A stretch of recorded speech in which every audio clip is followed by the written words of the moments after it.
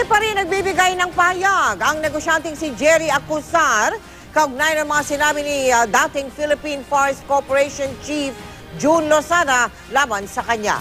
Sinubukan puntahan ng GMA News si Acuzar sa kanyang resort sa Bagaksa, Bataan, pero wala raw siya roon ayon sa isa sa mga manager ng resort.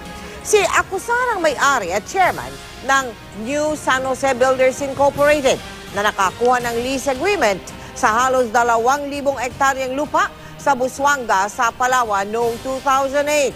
Ang paratang ni Lozada na kinabang umano si Acuzar sa midnight deal daw noon ng Administrasyong Arroyo. Sa inilabas naman na pahayag ng New San Jose Builders Incorporated, lahat ng usapin na may kaugnayan sa kanila ay nasa official statements na umano ng Malacanang at DENR. Ang kasalukuyang presidente ng PhilForest na si Erwin Krishna Santos ang nagbigay kay Acuzar ng naturang lease agreement. Mismong si Executive Secretary Paquito Ochoa naman umano na bayaw ni Acuzar ang nag-re-appoint kay Santos bilang presidente ng PhilForest. Nauna nang sinabi ng Malacanang na 2011 pa nakansila ang naturang kasunduan.